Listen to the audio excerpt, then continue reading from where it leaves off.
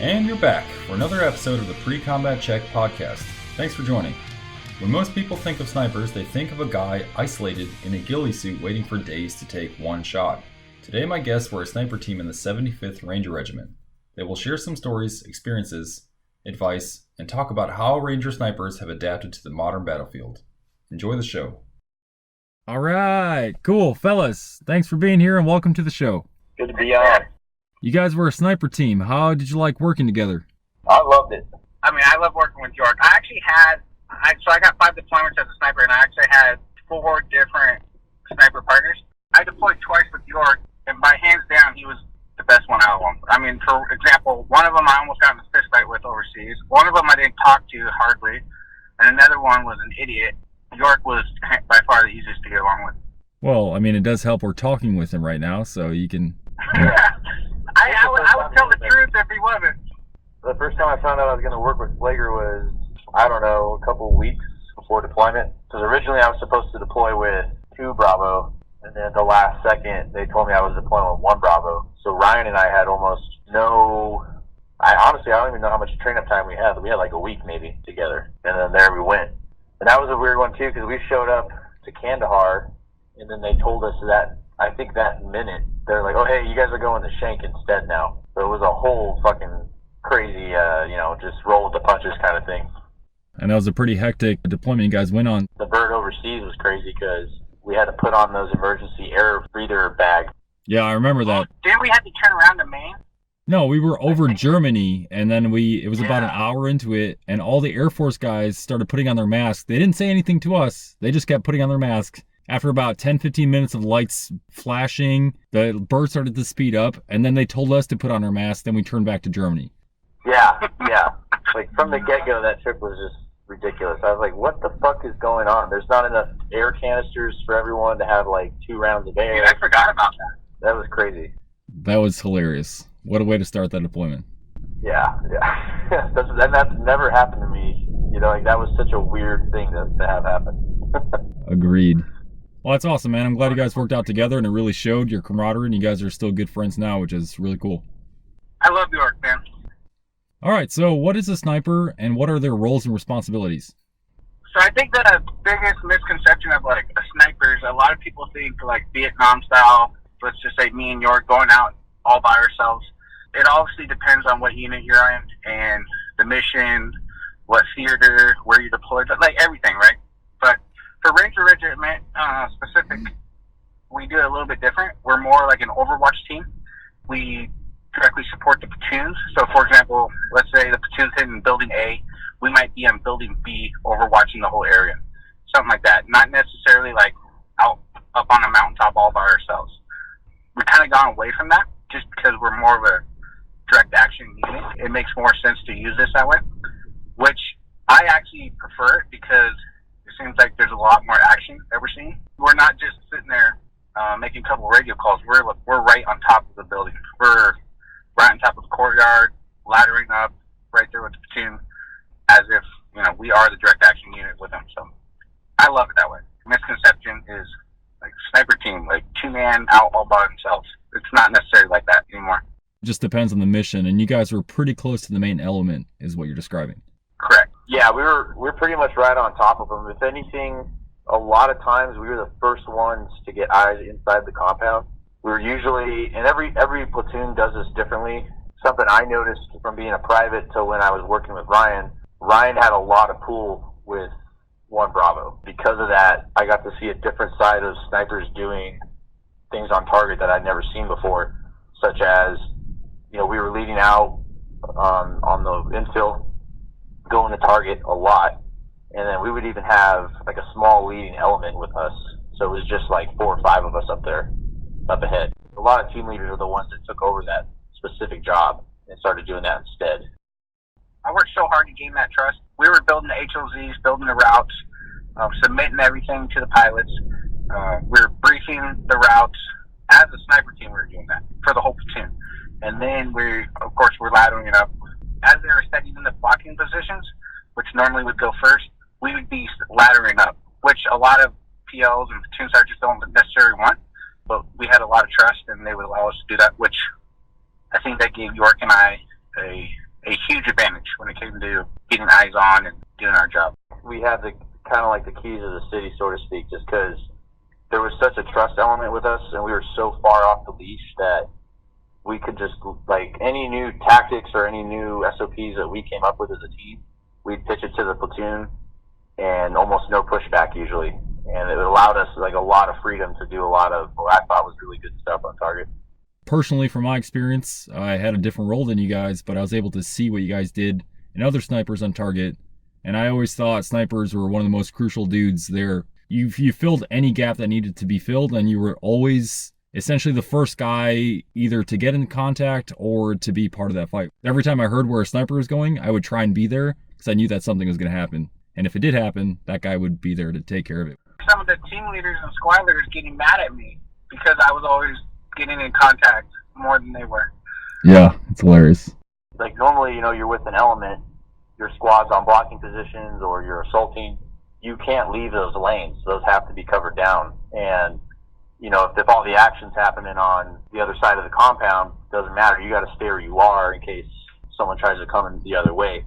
Being a sniper, you have no fixed position you have to be in. You're so mobile, and your whole job is to move to contact, essentially. So since you said that the roles are different than Vietnam, what role do each sniper, why do you have a two-man team in Ranger Regiment if you do a different role? Shooter is what a lot of our tactics have moved to. So traditionally you have a shooter and a spotter, but now with the Overwatch type of SOPs and everything, it's a shooter-shooter combo. I think having someone on the ground that can help, that knows your job as well, is just really important. That's your buddy. You're attached to a platoon. You're not necessarily organic to it, so you might not have a ton of close friends or personnel in the platoon, but your sniper partner is always going to be someone you work with year round. A good example to explain it to people listening would be kind of like a SWAT team. Like, let's say they're positioned in front of the building, but the guys moving to the back, we would just move to the back. We'll flank either to the right side or left side, whatever we had to do.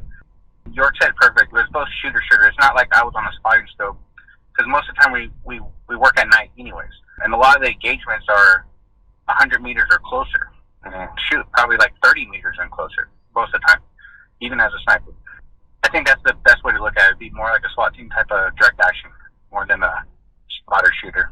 So then, speaking of direct action, in that movie American Sniper, they show him clearing with the sniper rifle. What did you guys think about that? Is that realistic? So, bro, I've actually cleared rooms with a pistol. I know I probably shouldn't have been doing it, but I've done it. Because sometimes, like York was saying, we would flex and do a lot of things. Like, I probably did a lot of things I probably shouldn't have done, but I would sometimes ladder down and clear rooms with a pistol with guys. I'd fall in the stack sometimes. Should I have been doing that?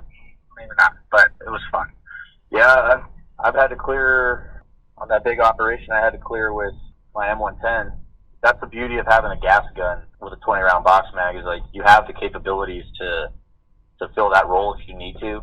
Because at night, night vision and everything, you're going off your laser anyways.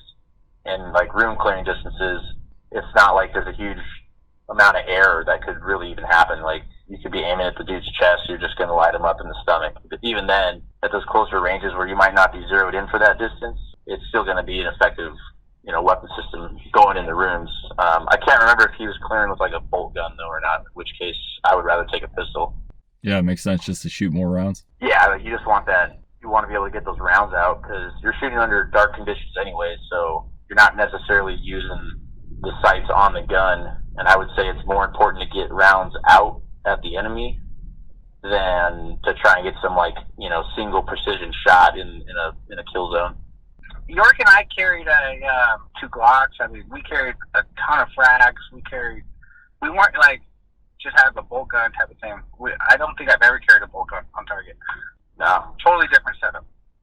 I think Ryan and I definitely, during the experiences of that entire deployment, we reassessed ourselves even. I would say that our team alone was different than the way that most sniper teams were ran and conducted, just because we wanted to be ready for that remain over day type operation if that ever happens again. Ryan always had 2 radios on him, which was, like, most guys don't do that. Extra ammo and close range capabilities more than anything. As far as bringing the long range stuff, I don't even think we would bring it on rods. I had a minimum of 4 frags on me every mission. I carried a ton of bangers just because we were doing the call outs, and having us up there with those capabilities instead of having to bring extra people up there, you know, less threat to the force type thing. And we worked closely together so much, we usually knew what the other one was doing without having to really talk about it much.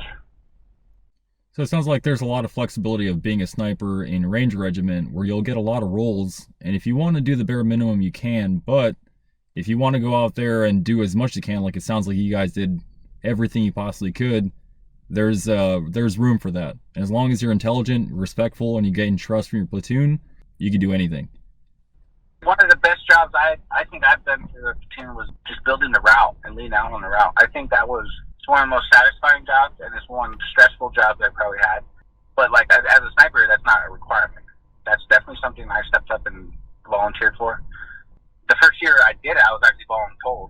After that, I learned to like it, and I was good at it. So yeah, you're way more involved in the planning process now. Like, you're a key element to the mission, essentially. So like, building that trust is a lot easier once you have established that you have a skill set that is a necessity to the platoon and not just something you can do on the side. That's definitely what I saw with working with Ryan. Is he had such a good rapport that when it came to being on target, we could really do whatever we wanted for the most part. There was no second guessing us. Yeah, sounds like a great role, man, and a lot of room for growth where you can push your limits and do what you want. Oh, it's 100%, yeah. I think a lot of people need to understand, like, if you just become a sniper in Ranger Regiment, it's not necessarily going to be like that. It took multiple deployments and a lot of trust to get there. The trust issue is probably the biggest one. If you have a platoon sergeant that doesn't trust you, or a PL that doesn't trust you, they're not going to let you lead out. They're not going to let you climb wherever you want. They're going to tell you where to climb and what to do. That was never the case with us because they had that trust. We earned that trust in the training cycle. We earned that trust in every mission, just over and over and over. And yeah, you don't always get a fair shake because there are, I would say one downside is that you don't always get the opportunity either to show your worth, and you kind of get put into this box. So like, okay, he's a sniper. This is what he can do. He's a junior NCO Ranger, and you might just get classified as that guy, and then you don't get a chance to show your worth to the platoon. And a lot of it has to depend on the platoon sergeant and the PO. If you have what I would consider a bad PO, a bad platoon sergeant, and they don't want to use you properly, then you're shit out of luck. Luckily, 1 Bravo, as long as I was there, had a great PO and a great platoon sergeant every time. So you were mentioning the downsides of being a sniper. One downside was you might not get the chance to show what you can do. What are some other downsides of being a sniper in battalion? Bro, there are no downsides. No, I'm joking. There's a couple downsides. For me, I got more positives than negatives. Man, downside? Promotions, maybe? Yeah, you get looked at less for promotions. You're kind of like the bastard child. You know, you kind of are an attachment sometimes. But I never really felt that. I saw that happen to a couple guys. Maybe they deserved it, maybe not. But man, there's so many positives. I mean, you get treated like an adult. A lot of times we would work out on our own stateside. Going to the range was actually fun. It wasn't stressful. Even when we were trying to stress ourselves out, it was way better. There's so many more positives I've found than negatives.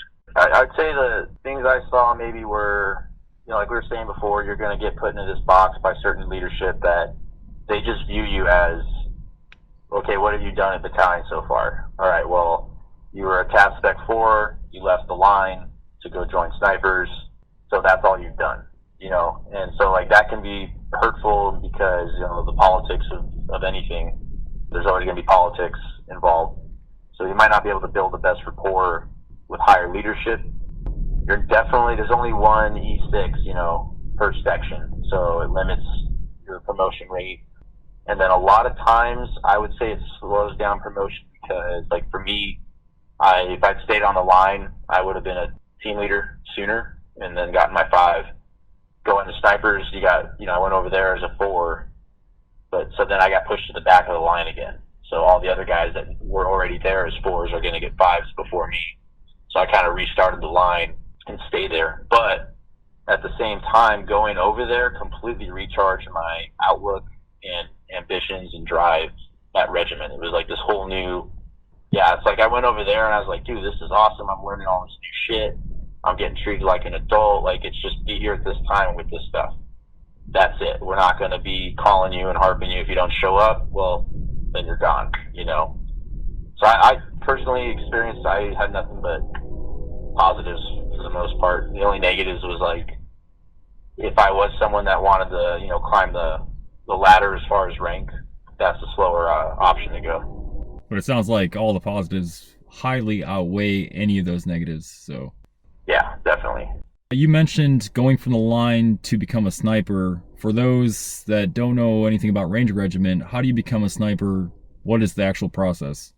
I actually was a sniper at 3rd Ranger Bat and 2nd Ranger Bat, and I saw a couple different ways about doing it, talking to older guys from the time I was in, and then when we were recruiting younger guys when I was already a section leader. What I noticed was it definitely depends, and it definitely changes. There's a lot of variables. There used to be a selection process. They got rid of selection, they brought the selection back, and then they got rid of it. A lot of times it was people were just volunteering for it, so that's the big one. You actually had to have the will and the want to go do it. And then I saw at 3rd Bat at one time they were using just sniper school for the section. Like, if you passed, then you can stay. If you failed, you can go. A lot of it was more like a probation period. I saw at one time, come over for a training cycle, and then we'll determine if we want you. I think that's probably the best way, because you can't really, after 2 weeks of smoking somebody, you don't really know who they are. But over a course of a 6 month training cycle, you know exactly who that person is. I think that's the best way. But I never saw it black and white from my time in. It wasn't like you volunteer, you get selected, and then you go through this course, if you pass. It wasn't like that. There's a lot of changes. And I think that's part of it was because, one, the global war on terror changing, different theaters, different things. Just the evolution of Ranger Regiment itself is changing, the need of snipers, everything along those lines. Yeah, it makes sense. Just whatever cards you're dealt, you just have to make it work. 2010, battalion was straight up like, hey, we don't have enough specialty platoon manning. Every platoon is going to give us 2 guys. I think they requested at the minimum for them to just be tabbed. So E4, Ranger tabbed, send us 2 guys from every platoon, and that's gonna rebuild the manning, because for so long, because I'd even asked about it as like a real young private. I was like, hey, how do you go to, recce or snipers and stuff? Like, I was just interested in it. Regiment does a good job of like, well, don't worry about that. Like, just worry about what's in front of you right now. It was so hard to be a good team leader and then tell your platoon sergeant, hey, I want to go over to snipers, or I want to go to TSC. And your platoon sergeant's like, well, you're one of my top team leaders, I'm not letting you go. So he gets denied that, stays in the line, never gets a chance to kind of grow, another set of skill set. So because of that, the guys were getting out of the specialty platoons, they're getting out of the Army, or they're coming back to the line, but no one's replenishing the manning for it that's required. So then battalion put down those orders, 2 guys per platoon, and then we just got voluntold pretty much. I mean, I was lucky because I think I'd gotten picked for that because I had already mentioned wanting to go over there at some point. My squad leader, advised me real early on, is like, wait to get your 5 first, do some team leader time, and then try to go over. Just because like what I said earlier, he didn't want me to have to wait longer to gain rank kind of thing. It was interesting getting put into that group of guys, like having to do that whole, like, all right, we're all going whether you want to go or not. I mean, we were taking the psych evaluation, and then based on the psych evaluation was where they told you you're going to go to K9, you're going to go to TSC, so on and so forth. All right, Ryan, you mentioned 3rd Ranger Battalion. You started out there, and then you went over to 2nd Ranger Battalion. What was the difference in culture, if there was any? First, I think all the battalions, they train the same, they look the same, and for, in general, they all pretty much are similar. 3rd Bat definitely has the worst reputation for being assholes, because they are. They're closer to the flagpole. They're more strict on certain things, and that's just because they're right next to the 75th. Other than that, a lot of it was the same. I remember hearing stories of like, oh man, 275 snipers, they They grow beards. They do whatever they want. And I'm like, dude, that's where I'm going. And then when I re-enlisted and went up there, I'm like, man, that's a bunch of bullshit. It was the same thing. It's probably a little bit more laid back, but that's pretty much the only difference I noticed. To be fair, we did have beards at 275 until 2010, I want to say, or 9. They stopped letting the snipers grow 'em.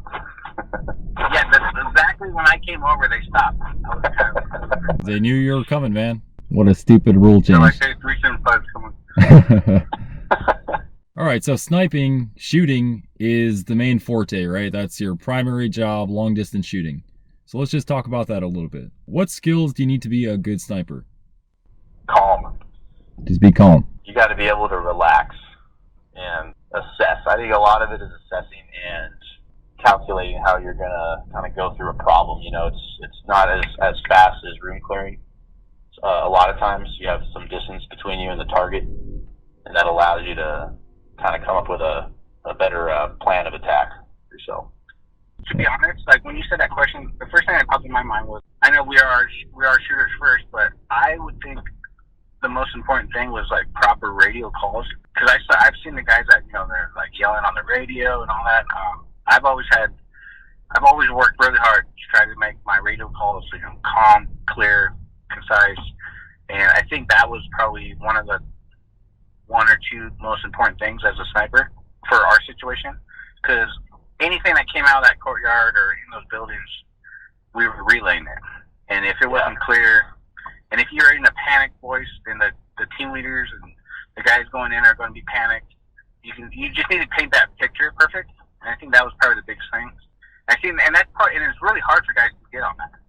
Because you see guys, maybe shots already been fired.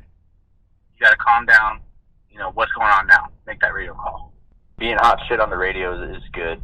Something that I was not strong at, but I wish I would have been. And I was very fortunate where this wasn't a situation where it could have cost me something. Being able to work a radio, understanding fills, you know, all that kind of stuff that you kind of put to the wayside as an infantryman. You're like, whatever, fucking combo guy is going to fix it, not worried about it. But being good at that shit, like being able to do, like, you know, even a call for fire, being good on that stuff, because, you know, you might not have an engagement with your weapon every night, but you will be on that radio relaying information, like vital information, because, you know, it's you, your sniper buddy, you're the only two that are looking into the compound. So everyone else is relying on you to give this information, and if you can, you know, it's a talent to be able to relay as much information as possible with as little words as possible. That's pretty important. Especially when people's lives are at risk and it's a split-second decision that needs to be made. I totally agree. I would rather have two snipers that are amazing on the radio and average shooting than have like an amazing shooter that's, you know, poor on the radio. There's so many other moving parts and pieces and guys clearing the rooms and everything. I think the radio is so important. And nobody ever talks about that. Everybody always talks about shooting, and I just think the radio is so important. Communication is number one, and then after that, just staying calm. And then would you say shooting is third after that? Yeah, that being calm part is going to feed right into your shooting. If you're all fucking jacked up, adrenaline's rushing, and all this stuff's going on, and you can't kind of, you know, lack of a better word, find your center, you're going to pull shots. You're going to jerk stuff. Your breathing's going to be fucked up. All these different little factors that are going to come in. You know, you might be too focused in on one thing and be missing something else going off a few inches to the left, kind of thing. You know, looking through that scope or through your night vision or something like that. Perfect example would be this. We hit this compound. It was an L-shaped compound, or L-shaped buildings with a square compound, and I laddered up on one roof. York laddered up on one roof. He had an Afghan with him. I had an Afghan with us for interpreters. I was standing over a open door, I was standing up trying to lean into what I could see, because I could hear people down there. I was just trying to see it, but it was kind of hard from my angle. Next thing I know, a shot rings out, and York shoots the guy who's literally right below me that I couldn't see. Correct me if I'm wrong, York, but he said he had a chest rack, AK, and he was looking at me. And I'm like, Can you imagine if he wasn't calm or was panicking and he missed and I'm above him? Like, it could have been a disaster. So staying calm is definitely, it's essential. And you're going to put so many rounds downrange shooting-wise, I haven't had to work with guys that were like bad shooters, luckily, but I just feel like to me, it was easier to be good at shooting, and so I focused on the other things a little bit more intently. I know you said the range is within 300 meters that most of the Rangers and Regiment shoot or engage at. What is the average range you need to hit accurately to be an effective sniper? I would honestly say you need to be effective all the way out to like 800 meters. Just imagine if you were only like 500-600 meters, and you go and do a daytime mission, and the platoon needs you to kill a dude at 800. Like 800 is pretty much the minimum. The odds of getting that shot are rare, just because we operate at night, and all those, night vision and optics and all that stuff. The capabilities of it, while it has grown significantly, it's honestly, it could be a whole new world now. I've been out of the game for 5 years, but you can only see so far. A 200-meter engagement with a rifle as a Ranger assaulter is like, holy shit, that was a far shot. Especially at night where you're going off your laser too. At night, you're not going to really engage past 300 meters. Pristine conditions, you might have a 300-meter shot. Good full loom, target's not moving. You can ID him, because we all know, like, while night vision is amazing, that stuff gets grainy and green the further you go, and drastically as well. So it's hard to kind of ID stuff. That trip, Ryan he had the farthest engagement that I know of, and I got a point blank one. So it's like, you could have to pull a trigger at any distance, and being able to do that, it's hard to put a distance down for that, Dude, that's a perfect example. Same deployment, point blank, and then a daytime fire one. So then with nods, which is night vision, and lasers, is there any math involved in long distance shooting at night? It's changed a little bit. The math was like from the traditional days where guys had to calculate and convert units of measurement between mils and minutes of angles.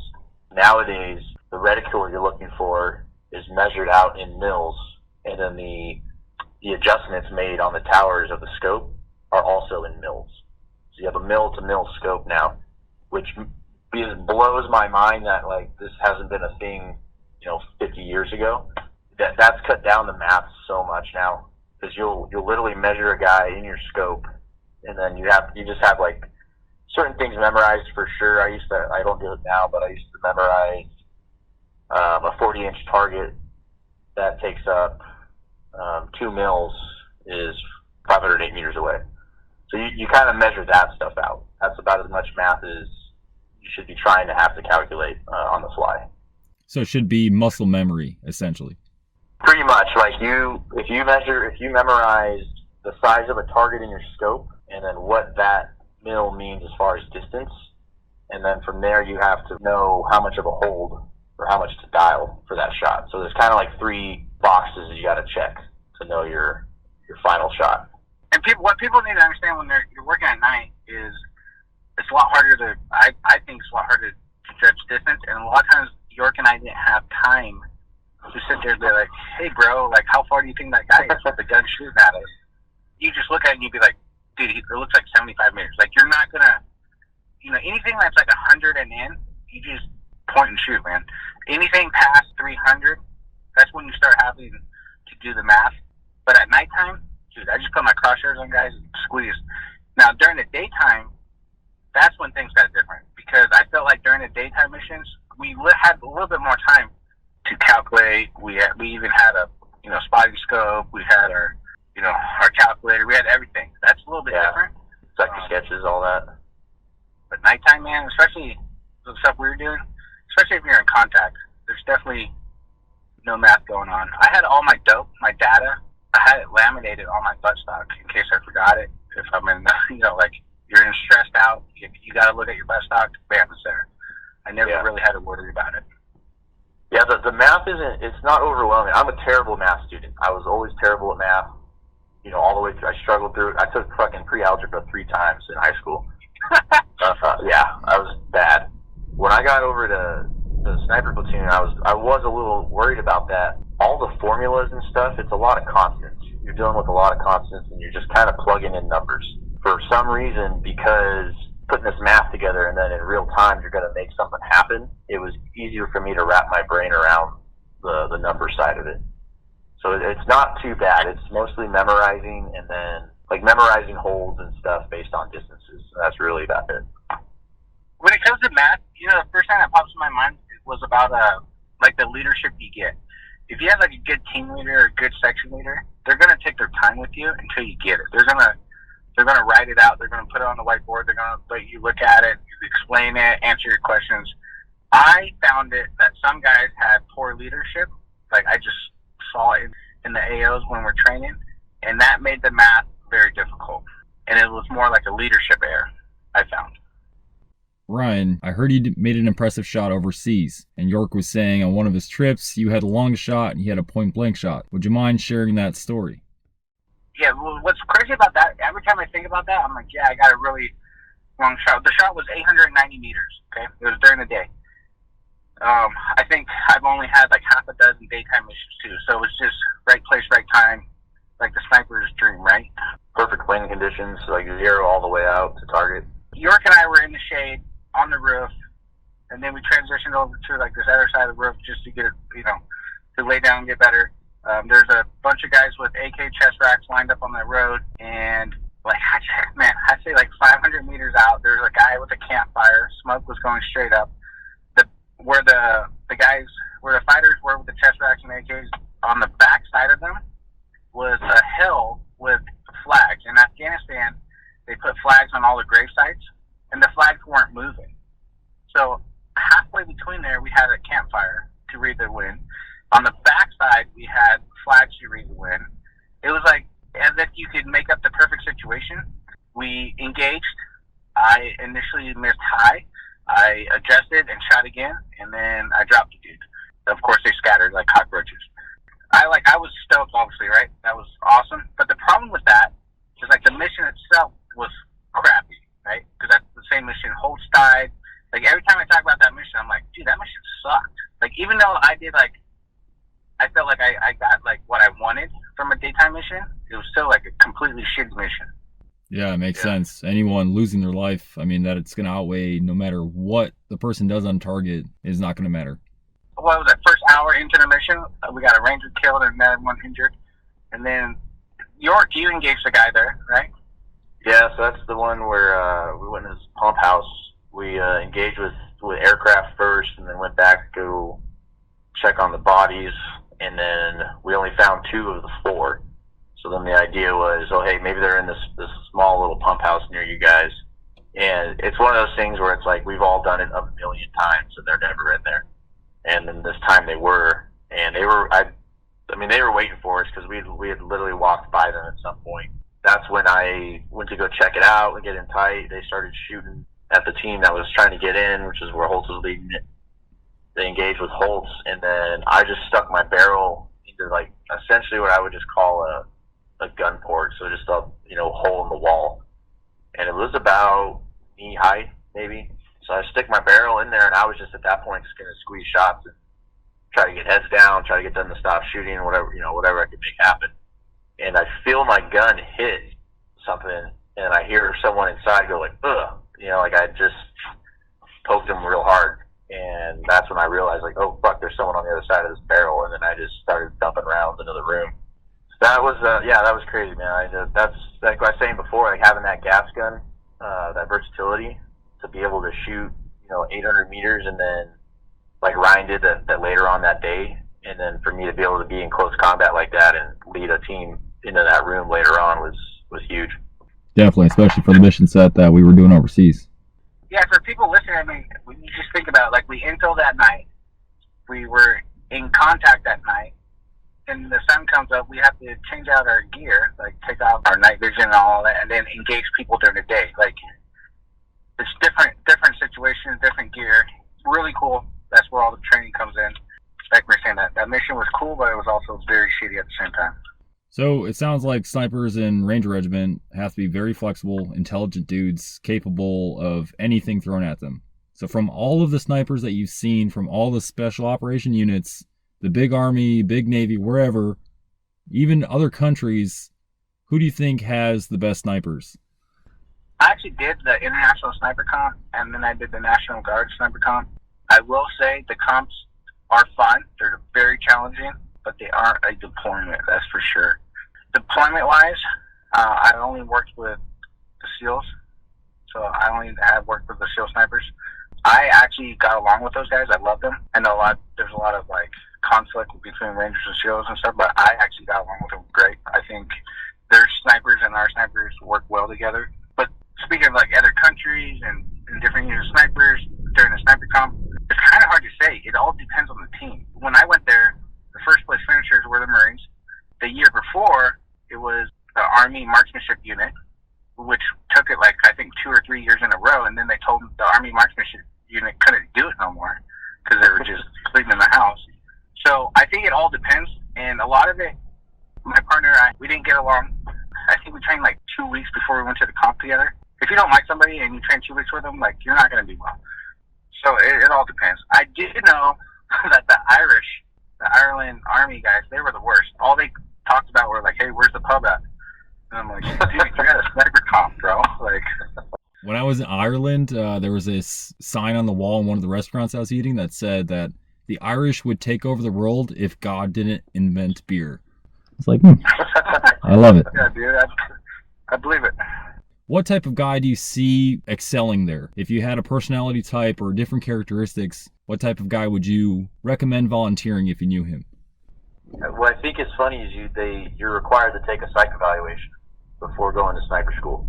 Regiment implemented that as well. It seemed to me that was more of a like personality test. Like, we want to see which specialty platoon you're going to mesh the best with. You know, one of the things I took away from that psych evaluation is just like being honest with myself was like they said, you have to test a certain level of sociopath. You have to be sociopathic like enough, but then you can't be so far that you might go into like a psychopath type personality. All those questions were stuff. Did you ever like torture animals as a kid, or like, play with dead shit and like weird shit like that? And they ask you like 50 different ways, so you can't. They try to narrow you down on that one. The reasoning behind that was though because, and this is something I did realize later on, is it's a lot easier to engage someone when they're a direct threat, whether to you or the platoon. If they're holding a gun and they're shooting it, it's cool, no problem. We're pulling triggers. When you got to take shots on people whose age you might not be able to identify perfectly, or they're right on that line, but hey, this is a key target. Like, he's going to walk right over to the rest of the platoon any second, and then start squeezing triggers. You have to have a little bit of that, be able to pull the trigger in not necessarily the most direct threat circumstances, which for some guys is kind of tough. I feel like I grew up like a totally normal American kid, no weird shit about me. I mean, I did love the idea of being in the military since I was really young. As far as like looking for the personality trait in someone, it's kind of hard to tell because I've worked with so many different kinds of personalities even. It's like you could have all these different personalities, but so long as they have these very specific traits within that, then they'll be able to operate well as a sniper. I think when I took over the Bravo section, sniper section, I wanted the most laid-back guys. What I mean by that, like guys like York, they're just super easy to get along with. When you got a high-strung, like fire team dude that's like, yeah, let's kick this door up, I'm like, bro, we're snipers, man. Like, we're going to go eat breakfast, we're going to go work out, and we might go to the range later. That's the personality I wanted. I think they're way easier to work with. That's pretty much the only thing I was looking for. The 3 main things that a good sniper needs could also be characteristics of just being a good communicator, and then after that, it's being calm, and then being a good shot. And then, of course, there's always a physical aspect to it. Something that I was shocked to hear. We had a guy come over from being a team leader he'd been wounded pretty severely. He came over because he said, I requested to come to snipers because I figured it's less work. It's easier to do physically. And it kind of made me laugh because my first deployment with Ryan, we walked up this fucking crazy ass mountain.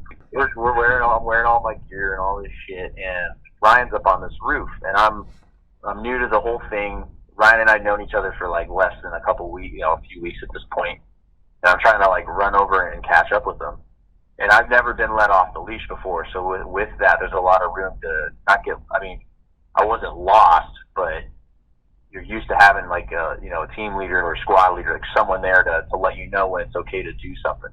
As a sniper, you got to be proactive and just know you have the right intentions and you're going to make the right decision. So in trying to catch up with Ryan, I started climbing up. I just found a random wooden ladder that was at the compound. So I started climbing up it, and the rungs like snapped on me.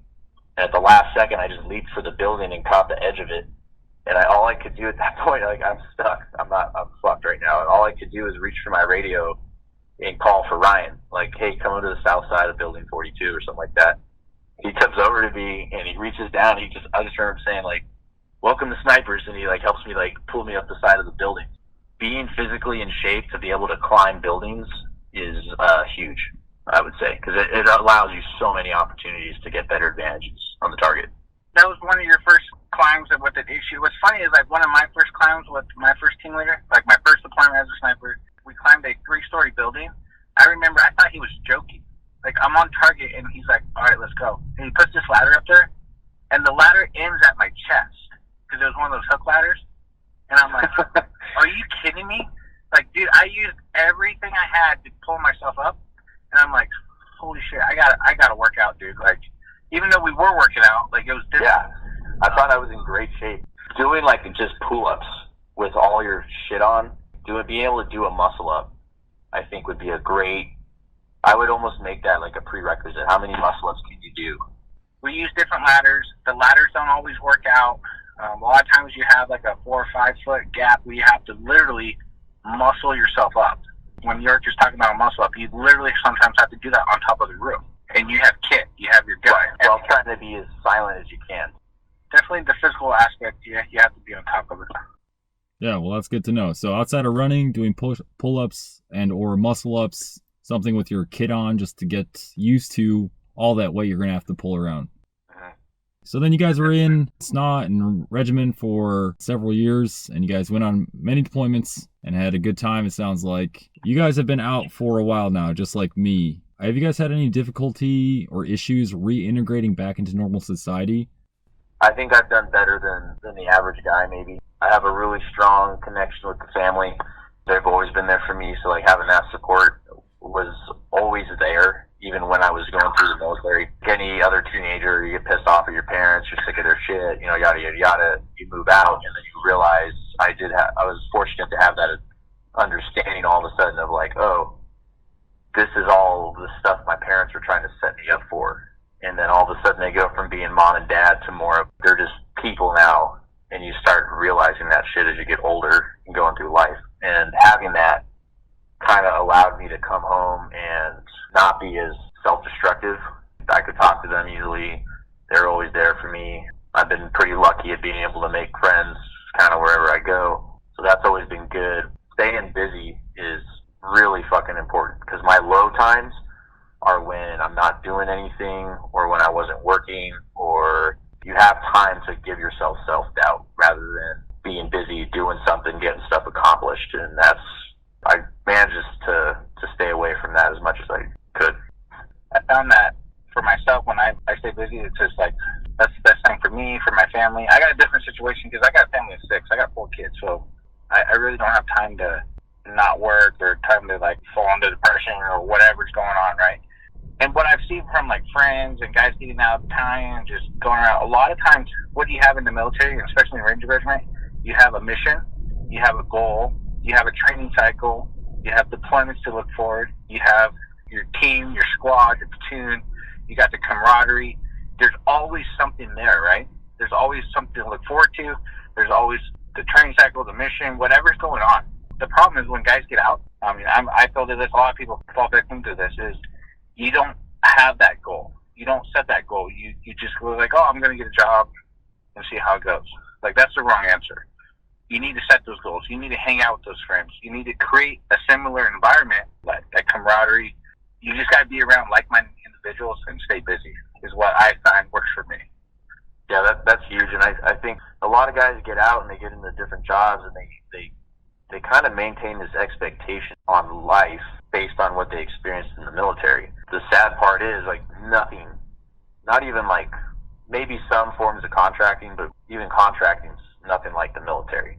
Because of that, I think it sets them up for failure, and they think they're going to get a job and it's going to be just like when you were in with your buddies. Like, nothing's going to ever be like that again. And that's okay, because that's what makes your time in the military so profound. when I got out, I contracted with 2 different agencies, and I'm like, man, they're just ex-military dudes. It's going to be like the same camaraderie, same everything, right? No, I was wrong. You know, people from different units, different walks of life, different times. And the thing about contracting is people come and go so often. It's not the same. It's not like the team that you grew up with. It's not the squad you grew up with. You don't have that hardship of the training cycle and the deployments together. It's different. I'm telling everyone it's different. I've seen it to where I was disappointed. I worked different contracting gigs, and I'm like, man, it's not the same. I thought it would be the same. The money's great, but it's different. That's why I work stateside. Yeah, I completely agree with you, man. My experience from contracting after the military was pretty similar to yours, where I expected a lot from it, and it just was not that. It wasn't fulfilling. It wasn't challenging. It wasn't hard. You just sit there, and it's nice because you collect a big paycheck. But as soon as you stop working, that goes away, and your buddies that you're there with, they just go back to their homes, and you don't really talk that much.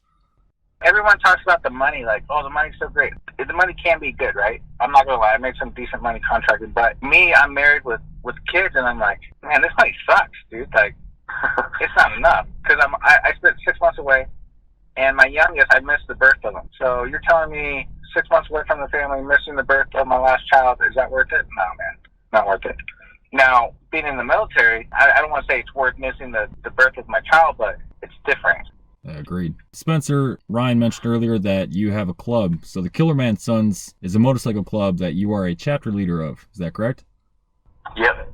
Can you tell me a little bit about it and what you guys have done after the military to help guys out? Killerman Sons, it's also abbreviated as KMS. It's a club that was created specifically for members of 75th Ranger Regiment to be able to be a part of. The entire purpose of the club is to, after the military, you lose a lot of connections with these guys that you feel like you're going to have these lifelong relationships with, these lifelong friendships. While that is true, it is very easy to get busy in life, because if you're not taking care of yourself, after the military, you're not going to be successful. You have to put you or yourself as a priority, to a certain extent. And the military trains you not to do that. So I think that a lot of guys struggle with that.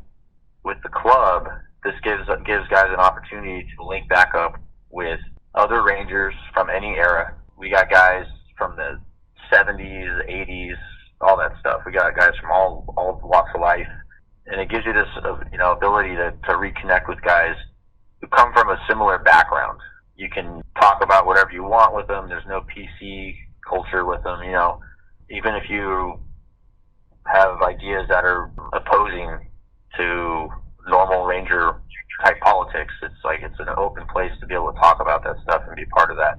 In doing it with the club side of things, there's a little bit of like an outlaw aspect to it. I always looked at special operations as, in a lot of ways, the outlaws of the military, because everything's unconventional for us for the most part. It's not your standard clean cut conventional operations. We do stuff that's outside the box. We do stuff that maybe people don't want to talk about. All those elements that go with it. And there's guys they're just like that when they get home. They feel like they're outside of society's normal standards and rules. And we're always like that. And we didn't experience it while we were in, because we had such a huge group of friends to draw from. 20 of us go out to the bar. We get to do whatever we want. And there's always someone there looking out for each other.